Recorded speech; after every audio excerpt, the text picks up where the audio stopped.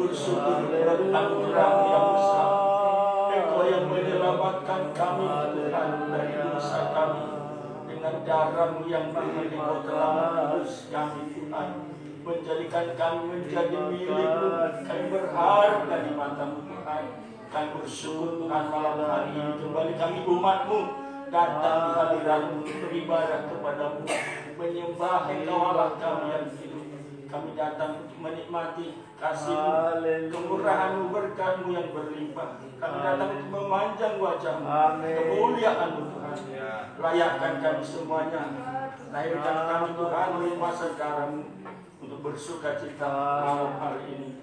Engkau memimpin kami, mengurapi kami, muliakan Engkau. Terlebih kami, hamba-hamba-Mu yang Tuhan percayakan melayani. Urapi kami semuanya, layakkan Tuhan. Mulai dari pemimpin puji-pujian, para pemain musik, operator LCD, proyektor. Engkau menolong kami melayani sungguh-sungguh dengan segenap hati kami Tuhan. Terima kasih Bapa dan hamba-Mu yang Tuhan percayakan menyampaikan firman Tuhan di tengah-tengah kami. Biarlah menjadi alat Tuhan. Jangan tangan Tuhan menyampaikan isi hati Tuhan, menyampaikan rencana Tuhan bagi kamu, bagi kami gereja mulia zaman ini Tuhan.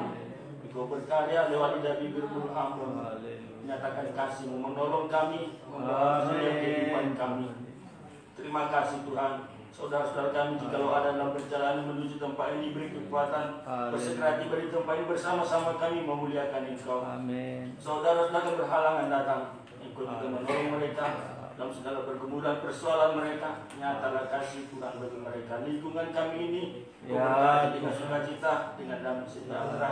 Terima kasih Bapa yang baik, Bapa yang murah hati, yang berkenan hadir di tengah-tengah kami, memberkati kami. Dan jika ada kuasa-kuasa kegelapan, roh-roh jahat, segala bentuk pekerjaan setan yang berusaha mengganggu kami saat ibadah, bersatu hati kami menolak di dalam nama Yesus menyerahkan kebenaranlah berkuasa darah Yesus. Terima kasih Bapa yang baik. Dalam nama Tuhan Yesus kami berdoa dan bersyukur. Kami peraskan kepada kami hari ini. Haleluya, bersama kita katakan amin. Puji Tuhan, kami persilakan duduk. Haleluya. Kita bersyukur buat kasih Tuhan yang boleh kita nikmati pada malam hari ini. Tidak kebetulan kita boleh ada di tempat ini, tapi sungguh karena kasih Tuhan yang besar dan rencananya indah bagi kita semuanya. Kami sampaikan salam dan sejahtera dalam nama Tuhan Yesus bagi kita semuanya. Salam. Haleluya. Tangkap pujian kita. Tuhan, inilah hidupku.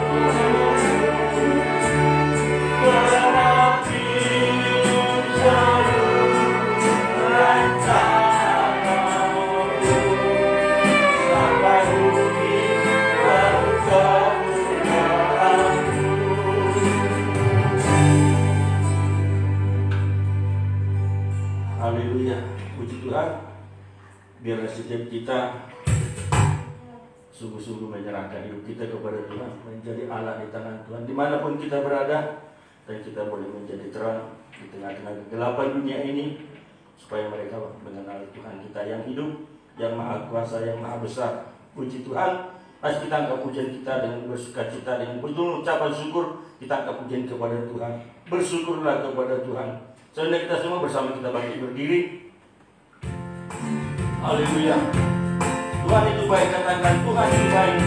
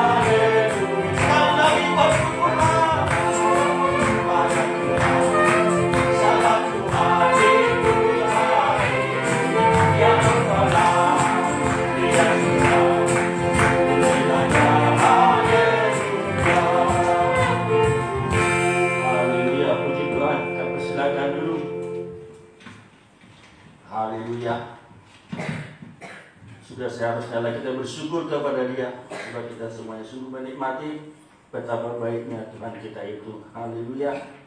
Mas, kita angkat pujian kita, curahan Roh Kudus. Satu kala roh kami ya Tuhan.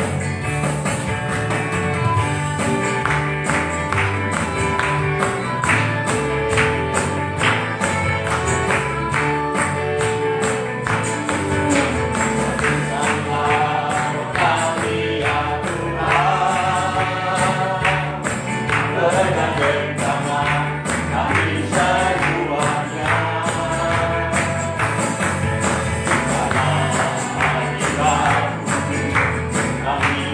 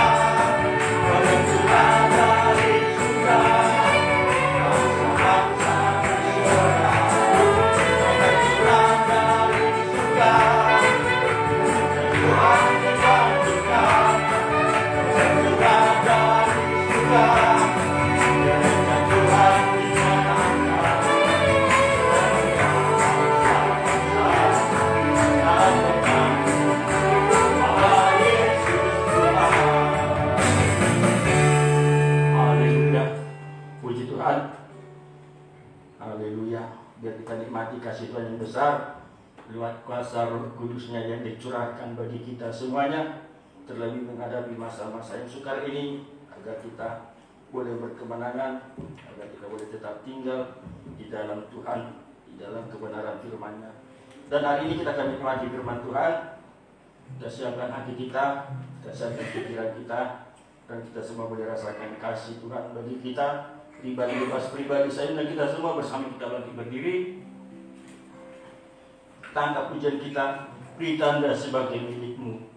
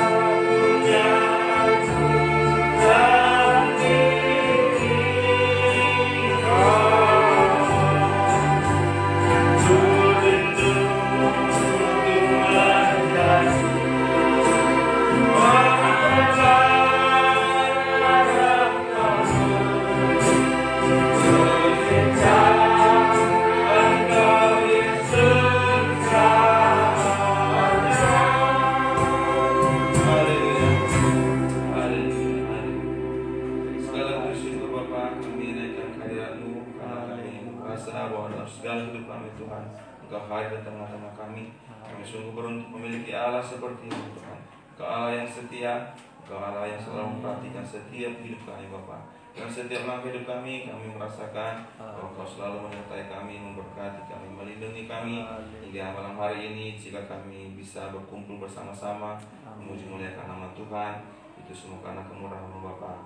Malam hari ini kami menaikkan pujian-pujian kami Bapa. Bahkan sebentar lagi kami mempersiapkan hati kami Tuhan mendengarkan firman-Mu. Biarlah Tuhan Engkau mengurapi kami sehingga kami boleh mengerti dari pembacaan firman yang kami bacakan malam hari ini. Terima kasih Bapa, terima kasih Tuhan Yesus. Kami siap untuk mendengarkan firman Tuhan.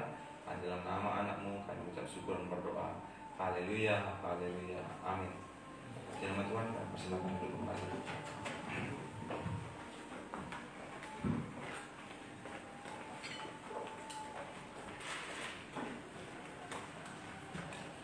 Firman Tuhan, kita sembari bersyukur kepada Tuhan karena kesempatan yang Tuhan beri kepada kita.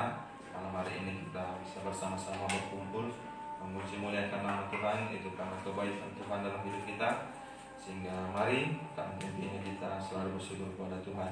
Sebelum membacakan firman Tuhan, kami menyampaikan salam sejahtera dalam nama Tuhan Yesus Kristus. Shalom. Shalom. Mari malam hari ini kita akan merenungkan firman Tuhan. Kita akan membaca dalam Mazmur 23, sebuah Mazmur yang sangat sudah kita hafal. Tetapi mari malam hari ini mengapa kita mengulangi supaya kita semakin dikuatkan Tuhan.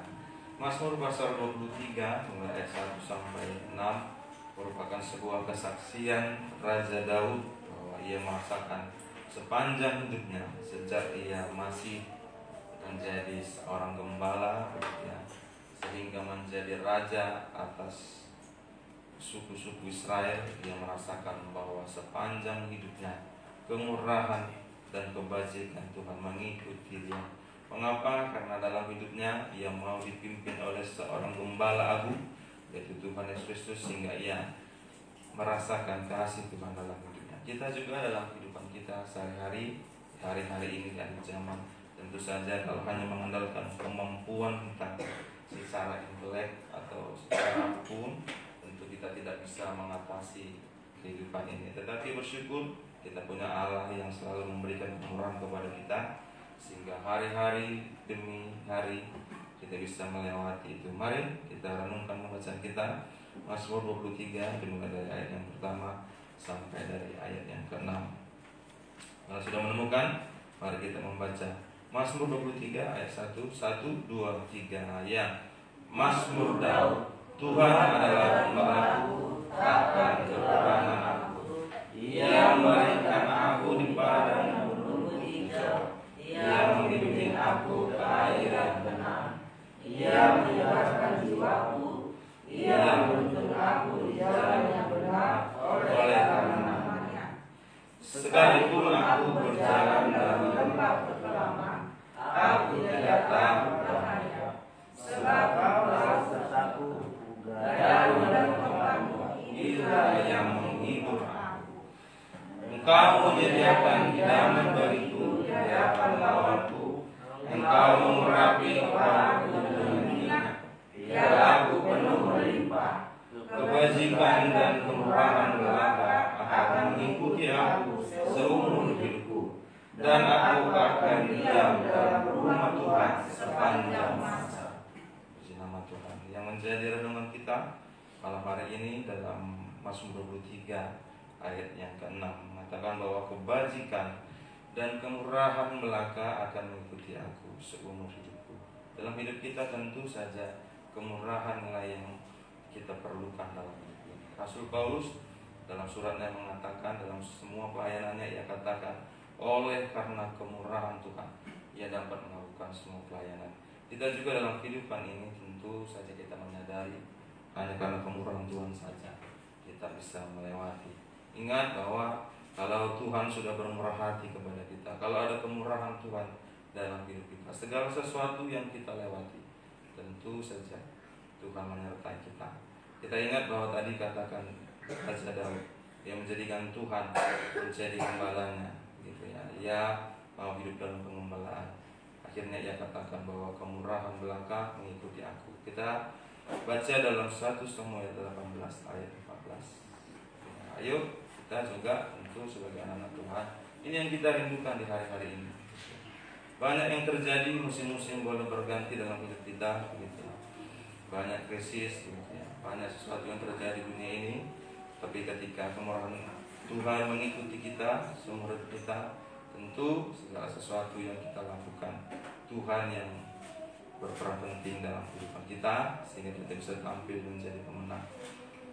1 Samuel 18 ayat 14. 1 Samuel 18 ayat 14.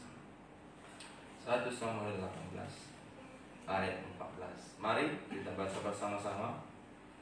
1, 2, 3. Ya, Daud berhasil di segala perjalanannya, sebab Tuhan menyertai dia. Ya, Raja Daud mulai dari dia bekerja gitu ya sebagai gembala 2-3 ekor domba itu, hingga dia menjadi raja. Ia catat dari dalam Mazmur 23, kemurahan Tuhan belaka mengikuti dia. Ada permasalahan tentu banyak, kita lihat Raja Daud gitu, yang mengikuti, mengalami serentetan masalah gitu. Bukan berarti kalau kita ada kemurahan Tuhan dalam hidup kita, kita lepas dari masalah, tidak. Tetapi Tuhan gitu ya menyertai. Ayat yang sudah kita baca sering gitu, 1 Korintus 13 itu mengatakan bahwa banyak pencobaan yang terjadi, tetapi enggak melebihi kekuatan kita. Karena Tuhan di tengah-tengah pencobaan, di tengah-tengah masalah yang kita alami, tentu Tuhan memberikan jalan keluar. Nah, hidup kita di masa-masa ini tentu kita mau seperti Raja Daud, kemurahan yang mengikuti kita gitu ya. Bukan harta tentu bisa habis, bukan apa-apa saja, tetapi kemurahan yang penting. Karena firman Tuhan katakan gitu ya, kalau bukan Tuhan, apapun yang kita lakukan tentu sia-sia. Mari kita baca dalam Mazmur 137 gitu ya. Kalau kita dalam hidup kita hanya mengandalkan kemampuan kita saja, secara fisik mungkin ya, atau secara intelektual, secara finansial, fakta sudah membuktikan ketika pandemi COVID kemarin datang, semua orang gitu ya, di muka bumi ini merasakan efek yang sangat besar. Baru-baru ini gitu, tanggal 9 kemarin gitu ya, saking stres mungkin ada sebuah mall gitu ya, ada seorang laki-laki sekitar umur 54 tahun pemberitaan gitu ya, mengakhiri hidupnya dengan bunuh diri di mall Medan ini. Mungkin depresi gitu ya, mengalami depresi yang berat menghadapi hidup ini. Dari segi penampakan dia seorang Tionghoa, gitu, dari segi pakaian juga kelihatan orang tua ini merupakan orang yang berada. Tapi gitu tadi, ya, finansial kemampuan gitu, ya, tidak bisa menjamin kita hidup sejahtera dalam hidup ini. Damai sejahtera tidak ada. Tetapi kalau kita memiliki kemurahan Tuhan, gitu, ketika Tuhan ada beserta kita, menyertai kita, tentu segala sesuatu bisa kita lewati. Kita baca Mazmur 137 ayat yang pertama sampai ayat yang kedua. Ayat firman Tuhan mengatakan, Mazmur 137 maksud saya, Mazmur 137, bahwa segala sesuatu yang kita lakukan tentu sia-sia kalau bukan Tuhan. Makanya ayo dalam hidup kita ini yang kita andalkan Tuhan ya, dalam setiap masalah kita. Sarana yang paling mempengaruhi gitu, yang paling penting yang harus kita gunakan, yaitu bahwa kita percaya dan beriman kepada Tuhan. Mazmur 127 ayat yang pertama sampai ayat yang kedua. Mari kita baca bersama. 1, 2, 3. Ya, nyanyian ziarah Salomo. Jikalau bukan Tuhan yang membangun rumah, sia-sia usaha orang yang membangunnya. Jikalau bukan Tuhan yang mengawal kota, sia-sialah pengawal berjaga-jaga. Sia-sialah kamu bangun pagi-pagi dan duduk-duduk sampai jauh malam, dan makan roti yang diperoleh dengan susah payah, sebab Ia memberikannya kepada yang mencintainya pada waktu tidur. Ya, dikatakan dari sia-sia begitu ya, membangun rumah, membangun usaha, bahkan segala sesuatu yang kita lakukan pagi-pagi hingga malam tentu sia-sia kalau bukan Tuhan. Jadi, contohnya Kita ingat bahwa Rasul Petrus gitu ya, sebelum menjadi rasul ia bekerja sebagai seorang nelayan. Tentu dia bukan nelayan yang baru saja, tentu dia punya pengalaman gitu ya, punya segala sesuatu yang harusnya secara intelek gitu ya, kalau kita lihat secara jasmani, Simon Petrus itu begitu seorang pelayan yang profesional tentu akan berhasil. Tetapi suatu ketika ayat mencatat bahwa ia pun harus mengalami kegagalan gitu ya. Sehingga ia katakan begitu ya, sepanjang malam mereka bekerja keras gitu, tetapi nggak dapat apa-apa. Dari segi pengalaman tentu dia berpengalaman, punya modal tentu dia sudah punya modal begitu ya. Segala sesuatu ia punya untuk menyatakan keberhasilan. Tetapi begitu tadi, kalau tidak Tuhan gitu ya, tentu juga akan mengalami kegagalan. Mari kita baca dalam Lukas pasal yang kelima ayat kelima. Ini menunjukkan bahwa manusia juga memiliki keterbatasan. Kita bisa mungkin bilang, oh iyalah, saya kok punya seperti ini, saya begini. Kita bisa urutkan segala sesuatu yang kita miliki. Tetapi ingat bahwa manusia itu memiliki keterbatasan, sehingga yang kita perlukan begitu sosok yang tak terbatas dalam segala hal. Siapa dia? Tentu Tuhan Yesus. Lukas 5 ayat kelima. Dalam segala hal begitu, si Rasul Petrus ini tentu dia begitu ya, dikatakan berhasil begitu ya, punya pengalaman, punya anggota, punya tempat gitu ya, punya fasilitas. Dia seorang pekerja keras gitu ya, nggak malas-malasan, sepanjang malam dia bekerja keras, tapi tetap juga gitu ya, mengalami kegagalan. Tetapi atas kemurahan Tuhan, dia tidak lagi dipakai menjadi penjala ikan, karena kemurahan Tuhan menjadi seorang penjala manusia. Ayo kita baca, dia katakan sepanjang malam. Pasal yang kelima ayat yang kelima. Mari kita baca. 1, 2, 3, ya. Simon menjawab, Guru, telah sepanjang malam kami bekerja keras dan kami tidak menangkap apa-apa. Tetapi karena Engkau menyuruhnya, aku akan menebarkan jala juga. Ini menunjukkan bahwa itu tadi, kita manusia punya keterbatasan. Apapun yang kita miliki, tadi seperti saya ceritakan tadi, pemberitaan gitu ya, nampak ya, seorang manusia gitu ya, umur 54 tahun, tentu dengan dari segi pakaian gitu ya, etnis tentu kita bisa lihat gitu ya. Tetapi itu tadi punya keterbatasan, punya segala hal mungkin, tetapi hati kita gitu ya, kalau kita tidak dikuasai Tuhan, banyak hal yang akan terjadi dalam hidup kita. Nah, apa yang kita perlukan malam hari ini tentu saja kita belajar supaya kita bisa mendapat kemurahan dan campur tangan Tuhan. Kalau bukan karena campur tangan Tuhan, ayat tadi mencatat dalam Mazmur 107, semuanya sia-sia. Sebab itu, ayo malam hari ini kita pelajari apa yang harus kita lakukan. Kita contoh dari Raja Daud, supaya kemurahan dan kebajikan itu mengikuti kita semua hidup. Selain hidup dalam pengembalaan, menjadikan Tuhan sebagai gembala kita, yang pertama kita harus lakukan, merindukan dan mencintai hadirat Tuhan. Rahasia untuk mendapatkan kemurahan dan campur tangan Tuhan, jadi ada 3 bagian yang kita pelajari. Yang pertama, merindukan dan mencintai hadirat Tuhan. Jadi dalam hidup kita harus rindukan, kita cintai hadirat Tuhan. Dalam segala ibadah kita tetap merindukan ibadah kita. Begitu ya. Ayo kita baca Mazmur 27 ayat 4. Mazmur dituliskan Raja Daud, dia katakan, satu hal yang kurindukan. Dia rindu supaya hidup dalam bait Allah, sehingga kemurahan mengikuti dia. Mazmur 27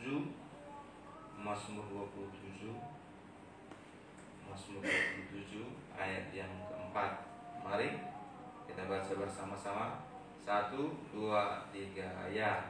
Satu hal telah kuminta kepada Tuhan, itulah yang kuingini, diam di rumah Tuhan seumur hidupku, menyaksikan kemurahan Tuhan dan menikmati baiknya.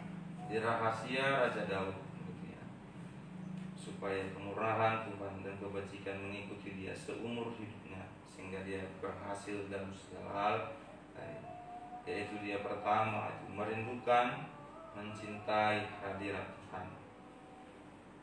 Kalau dikatakan tadi merindukan gitu ya, mengingini supaya diam di rumah Tuhan, ini merujuk kepada hidup dalam pola ibadah. Nah, kita anak-anak Tuhan bersyukur sidang jemaat di tempat ini kita selalu mengikuti pola ibadah. Mengapa ibadah itu penting? Tentu saja gitu ya, dalam ayat-ayat mencatat bahwa ibadah itu berguna dalam segala hal, berguna dalam segala hal, dalam semua aspek ibadah itu sangat berguna. Kita sudah merasakan dalam hidup kita, Tuhan memberkati kita ketika kita setia dalam ibadah. Kemudian mengapa kita perlu ibadah dan mencintai hadirat Tuhan dalam ibadah? Karena dalam ibadah Tuhan itu bersemayam atas puji-pujian kita, sehingga Tuhan menolong kita dalam setiap perkara yang kita lalui.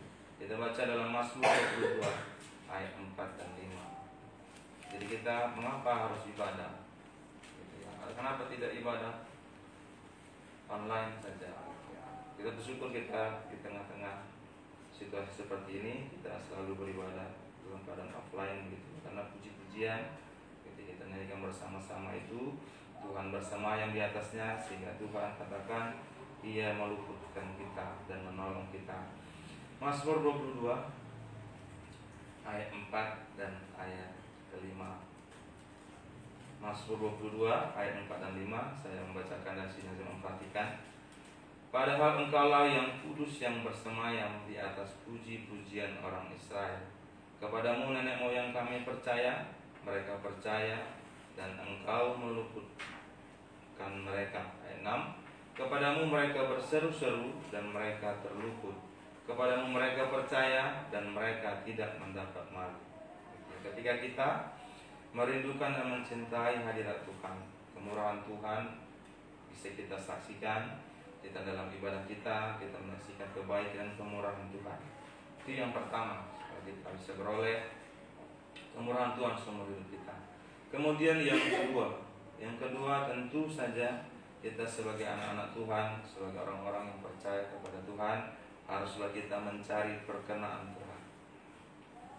Ayat mencatat, kita mencatat Raja Daud merupakan salah satu orang yang berkenan di hadapan Tuhan.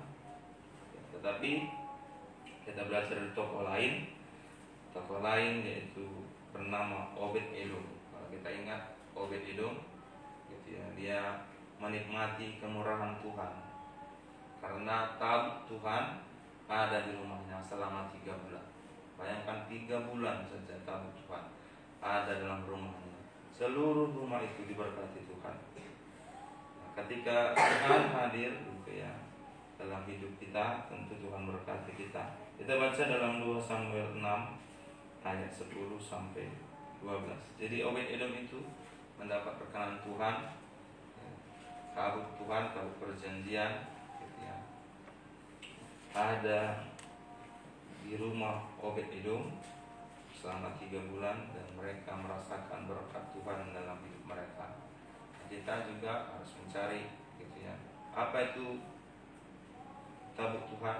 Tabut Tuhan merupakan hadirat Tuhan dalam hidup kita. 2 Samuel pasal yang ke-6. 2 Samuel 6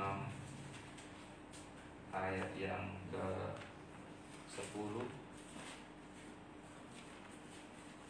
Ayat yang ke-10 sampai dengan ayat yang ke-12. Mari kita baca bersama-sama 2 Samuel 6 ayat 10, 11 dan 12. 1, 2, 3 ya. Sebab itu Daud tidak mau memindahkan tabut Tuhan itu ke tempatnya ke kota Daud, tetapi Daud menyimpang dan membawanya ke rumah Obed-Edom orang ganti. 3 bulan lamanya kebutuhan itu tinggal di rumah Obed-Edom orang Gad itu, dan Tuhan memberkati Obed-Edom dan seisi rumahnya. Cukup gitu ya. Jadi 3 bulan lamanya ketika Tuhan hadir di rumah Obed-Edom, Tuhan memberkati seisi rumahnya. Kita juga dalam hidup kita, ayo kita cari perkenaan Tuhan dalam hidup kita. Kalau di masa lalu gitu ya, di masa raja-raja, di masa orang Israel itu, bahwa tahu Tuhan itu nampak secara fisik begitu. Tapi kita hari ini, apapun yang kita lakukan, kita mau perkenaan Tuhan itu, hadirat Tuhan itu hadir di tengah-tengah kita. Bagaimana supaya perkenan Tuhan nyata dalam hidup kita? Tentu yang pertama harus kita lakukan adalah membuang segala sesuatu yang tidak berkenan di hadapan Tuhan. Membuang semua yang tidak berkenan di hadapan Tuhan. Rasul Paulus menuliskan surat kepada sidang jemaat di Efesus supaya mereka membuang segala sesuatu yang tidak berkenan di hadapan Tuhan. Karena orang-orang Efesus gitu ya, masih banyak mengikuti cara-cara hidup orang-orang Roma di masa itu, Roma dan Yunani. Mari kita baca Efesus 4 ayat 29 dan ayat 31. Nah, bagaimana supaya kita bisa berkenan di hadapan Tuhan? Tentu, ayo pertama buang segala sesuatu yang tidak berkenan pada Tuhan. Nah, hari ini kalau kita masih dalam situasi seperti itu, gitu ya, masih hidup tidak berkenan kepada Tuhan, ayo kita belajar supaya kita bisa mendapat kemurahan Tuhan dan Tuhan berkenan dalam hidup kita. Efesus pasal yang ke-4 ayat yang ke-29 sampai ayat yang ke-31. Mari kita baca bersama-sama Efesus 4 ayat 29 dan sampai 31. 1, 2, 3 ya. Janganlah ada perkataan kotor keluar dari mulutmu, tetapi pakailah perkataan yang baik dan membangun di mana perlu, supaya mereka yang mendengarnya beroleh kasih karunia. Dan janganlah kamu mendukakan Roh Kudus Allah yang telah memeteraikan kamu menjelang hari penyelamatan. 31. Segala kepahitan, kegeraman, kemarahan, pertikaian, dan fitnah hendaklah dibuang dari antara kamu. Demikian pula segala kejahatan. 32 yang terakhir. Tetapi hendaklah kamu ramah seorang terhadap yang lain, penuh kasih mesra dan saling mengampuni, sebagaimana Allah di dalam Kristus telah mengampuni kamu. Ya, supaya kita berkenan kepada Allah, ayo kita juga harus membuang semua segala sesuatu yang tidak berkenan kepada Allah. Begitu ya, tadi sudah dijelaskan, menjaga perkataan kita, begitu ya, membuang segala kepahitan, kegeraman, kemarahan, pertikaian, fitnah. Tetapi kita belajar supaya kita menjadi anak-anak Tuhan yang ramah, begitu, penuh kasih mesra, saling mengampuni, sehingga kita bisa hidup berkenan di hadapan Allah. Kemudian yang kedua, supaya kita mendapat perkenan Allah, tentu saja kita mau dipimpin Roh Kudus. Ya, Galatia katakan 5 ayat 5, gitu ya, Roh Kudus gitu dipimpin, hendaklah kamu hidup dipimpin oleh Roh Kudus. Nah, jadi yang pertama tadi membuang semua yang tidak berkenan kepada Allah, begitu ya, semua yang tidak berkenan dalam hidup kita, kemudian mengizinkan Roh Kudus dalam hidup kita, kemudian mengenakan iman dan percaya kita, mengenakan iman dan percaya kita dalam segala sesuatu. Ketika kita melakukan kehidupan kita, kita gunakan iman sebagai perisai kita. Efesus 6 ayat yang ke-16. Ya, jadi kalau kita mau berkenan di hadapan Tuhan, membuang segala sesuatu yang tidak berkenan di hadapan Tuhan, kemudian tadi ayo kita izinkan Roh Kudus memimpin hidup kita, gitu ya. Kemudian dalam perjalanan hidup kita, ayo kita gunakan iman sebagai perisai hidup kita. Kita baca Efesus 6 ayat yang ke-16. 1, 2, 3 ya. Dalam segala keadaan pergunakanlah perisai iman, sebab dengan perisai itu kamu akan dapat memadamkan semua panah dari kita. Ya, tadi katakan dalam segala hal. dalam segala. Banyak yang terjadi dalam hidup kita, gitu ya, dalam pergumulan kita apapun itu. Ayo gunakan perisai iman, perisai iman. Sebab dengan perisai itu kamu dapat memadamkan semua panah api dari si jahat. Ya, jadi tadi bagaimana cara kita berkenan pada Tuhan, buang yang tidak berkenan, hidup dalam roh gitu ya, mau dipimpin oleh roh hidup kita. Kemudian ayo gunakan perisai iman, percaya, berserah, menyerahkan segala kehidupan kita kepada Tuhan. Terakhir, supaya kita berkenan dan mendapat kemurahan Tuhan dalam hidup kita, yaitu mengasihi Tuhan dengan segenap hati kita. Ulangan yang pasal yang ke-11, Ulangan pasal yang ke-11 ayat yang ke-13 dan ayat 15. Ulangan pasal 11 ayat 13. Tuhan katakan, jika kamu sungguh-sungguh mengasihi Tuhan, maka Tuhan akan membukakan pintu berkat. Kemudian Wahyu juga mengatakan begitu. Wahyu 3 ayat 8 mengatakan, kalau kita mendengarkan firman Tuhan dan taat, segala pintu Tuhan bukakan. Ulangan 11 ayat 13. Ulangan 11 ayat 13. Mari kita baca Ulangan pasal yang 11 ayat yang ke-13 sampai dengan ayat yang ke-15. 1, 2, 3, ya. Jika kamu dengan sungguh-sungguh mendengar perintah Tuhan kepadamu hari ini, sehingga kamu mengasihi Tuhan Allahmu dan beribadah kepadanya dengan segenap hatimu dan dengan segenap jiwamu, maka Ia akan memberikan hujan untuk tanahmu pada masanya, hujan awal dan hujan akhir, sehingga engkau dapat mengumpulkan ilmu dan burung dan hujanmu. 15. Dan Dia akan memberikan rumput di padangmu untuk hewanmu, sehingga engkau dapat makan dan menjadi kenyang. Jadi kalau kita mengasihi Tuhan, tadi Tuhan akan memberkati kita dalam segala. Satu lagi Wahyu pasal 3 ayat 8. Kalau kita sungguh-sungguh dengan firman Tuhan dan melakukannya, Tuhan katakan Tuhan akan bukakan pintu.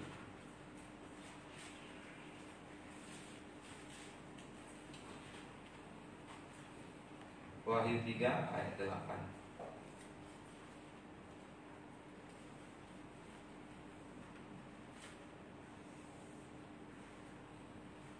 Mari kita baca bersama Wahyu 3 ayat 8. 1, 2, 3, ya.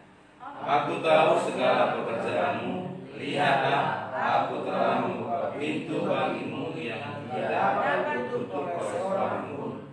Aku tahu bahwa kekuatanmu tidak seberapa, namun engkau menuruti firman-Ku dan engkau tidak menyampaikan.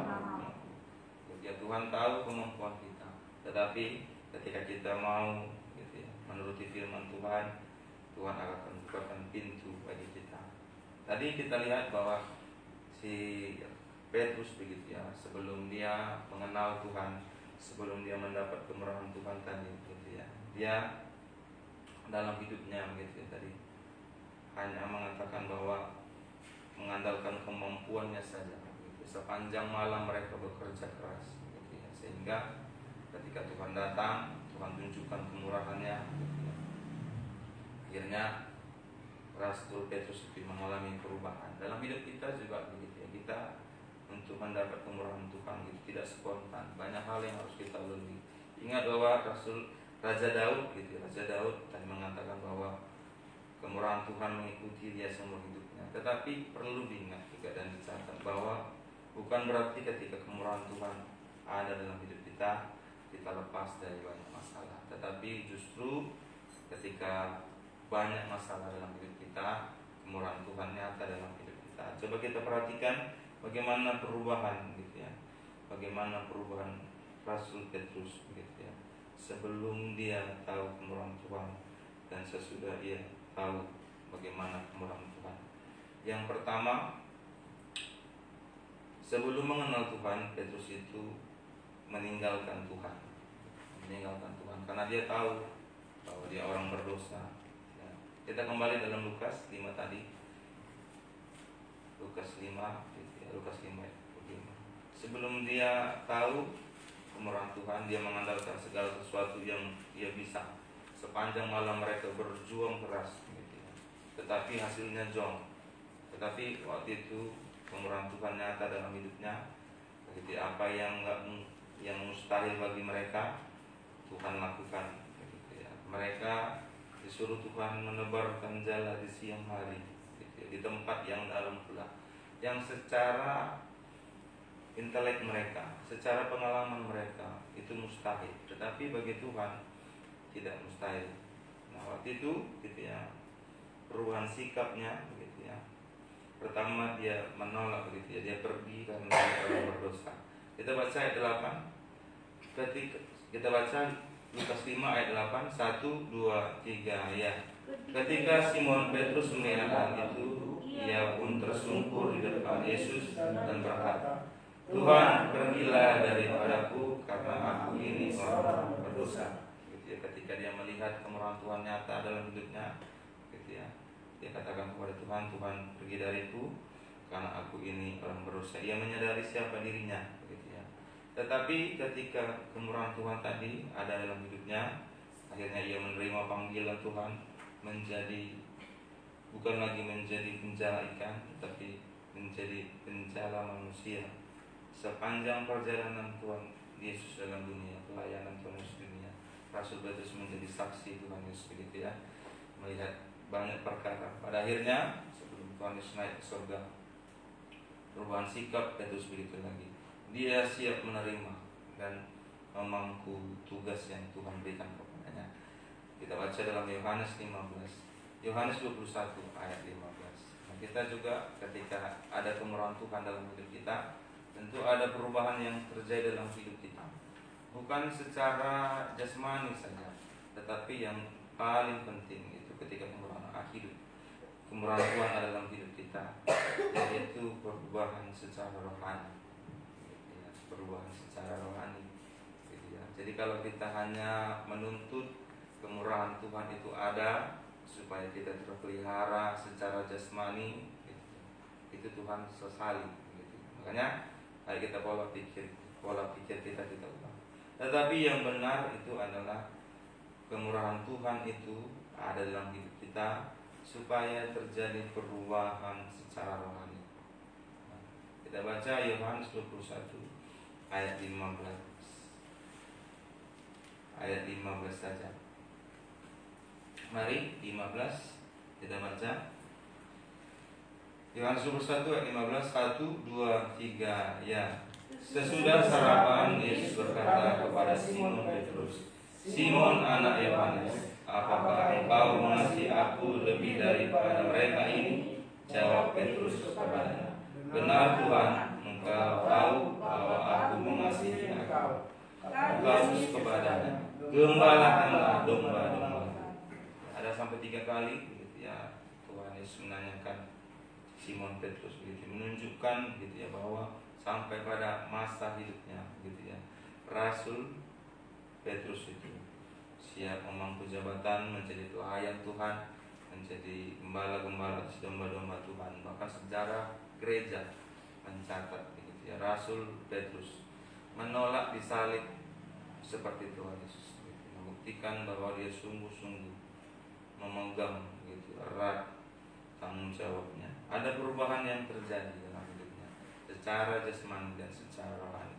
Kita dalam hidup kita sepanjang tahun ini tentu saja kita merasakan kemurahan Tuhan dalam hidup kita. Kita terlewat dari sakit penyakit, dari segi ekonomi Tuhan berkati kita, gitu, dalam segala hal Tuhan lindungi kita.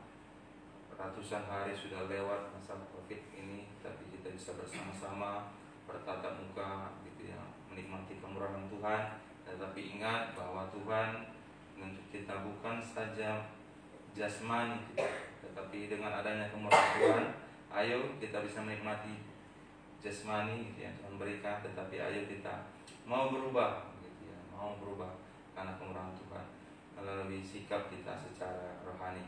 Ini yang menjadi renungan kita. Kita mau menjadi seperti Rasul Petrus begitu, yang menikmati kemurahan Tuhan dalam hidupnya. Tidak lama Rasul Petrus menikmati kemurahan Tuhan. Sepanjang ia menjadi murid Tuhan, Tuhan hanya 3,5 tahun saja pelayanan Tuhan di bumi. Tetapi dalam 3,5 tahun itu membuktikan perubahan yang sangat luar biasa dalam hidup Rasul Petrus, sehingga ia menjadi pelayan Tuhan bahkan sampai akhir hidupnya. Kita juga dalam hidup kita berharap kemurahan Tuhan bukan saja dalam hidup kita secara jasmani, tetapi juga terlebih lagi dalam hidup kita. Mari pelayan musik sampai ke depan, kita akan naikkan pujian kita. Kita akan datang menyembah Tuhan. Kita naikkan pujian kita dari Psalm 188.